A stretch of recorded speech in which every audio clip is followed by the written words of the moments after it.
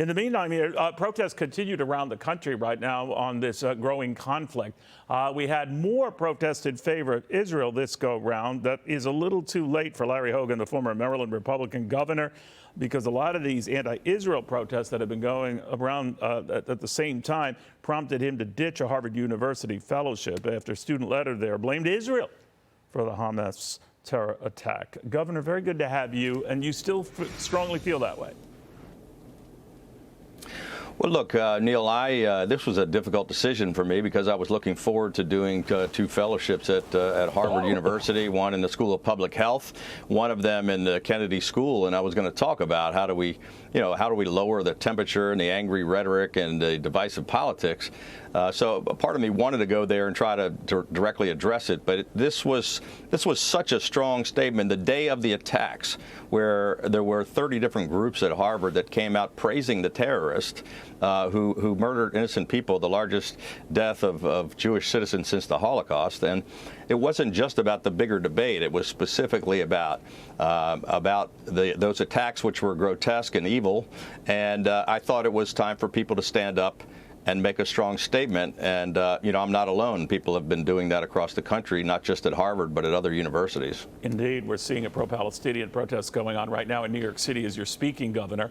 And a lot of very wealthy vendors and those who have either graduated and then supported their alma maters like Harvard and NYU and Columbia have been pulling up their funds and saying that, look, I can't endorse this. Others have gone so far, Bill Ackman and other billionaire investors from a lot of these Ivy League schools who've had enough of this and are saying no more of this. Some have gone so far as to want to see the kids who wrote that letter to make sure they never hire them and get the word out to never hire them. What do you think of that?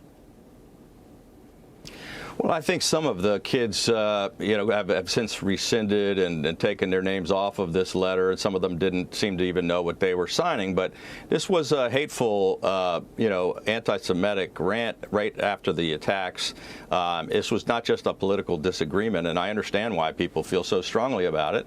A lot of those folks just thought it was beyond the pale, and certainly the students have a right to free speech and to have express their opinions, but they don't have a right to have Harvard University condone the activities of praising terrorists who had just murdered innocent people. And I think that's what a lot of these folks are saying, that enough is enough, and that Harvard should have spoken out strongly and unequivocally right at the beginning, and they didn't. And I think that's part of the reason why we're seeing this happen and spread in other campuses around the country. So when Harvard's president came out and said she did not endorse the vile sentiment, I believe that's what she called it, that was inherent in some of these protests and some of these letters, this is a country that allows you to do so. What did you think of that?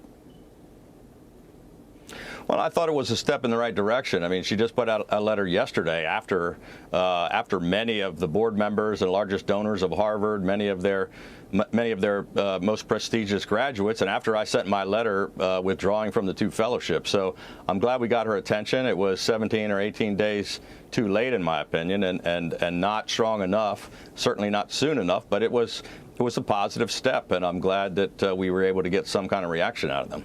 You know, there still are these Palestinian protests going on, to your point, Governor, and very few, but not all. Some will cite these are protests on behalf of Hamas, and Turkey's president was among those today. Yeah. Keep in mind, a NATO ally, I might add, that referred to Hamas as freedom fighters.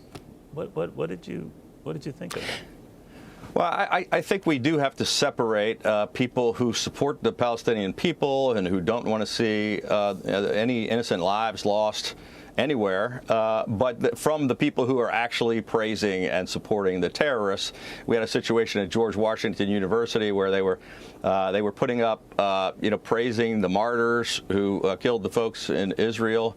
That's not something that the university should condone.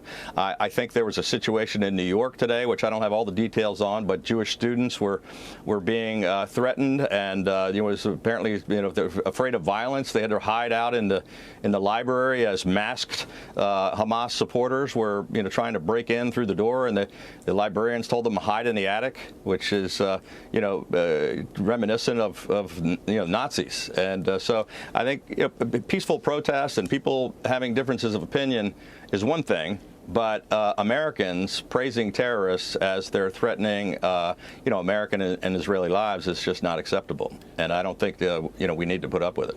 Now, Governor, I don't want to wade into politics here, but of course, this is a divisive issue, even within your own party, the Republican Party, and the new speaker taking over right now when it comes to support for Israel. By and large, it's there consistently, but he's not a fan at the time being of necessarily tying it to aid for Ukraine. Now, I had your former colleague and friend Chris Christie with me yesterday, Senator Tim Scott, among those saying they might seem to be joined at the hip, but they're not. Among those two gentlemen, Tim Scott was saying go slow on the Ukraine thing, don't tie the aid together. Governor Christie, just like Nikki Haley, says both need our support and our financial help. Where are you on this? I just think it's really, I'm a Reagan guy, and I believe in peace through strength, and I believe in standing up for our allies and standing up to our enemies, and not being willing to stand up to Putin and letting him roll through Ukraine is a really terrible idea for the U.S. And that next will be Poland. We'll be sucked into that war. I don't understand the strain of folks in our party that think it's okay what Putin is doing to Ukraine. I think we ought to provide support.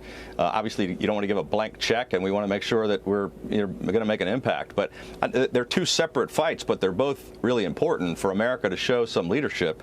We're the leader of the free world, and if people no longer trust that we're going to be there for them, and our enemies no longer fear us, and our friends no longer feel supported, it really puts America in a very weak position. Governor Larry Hogan, very good seeing you again, sir. Thank you.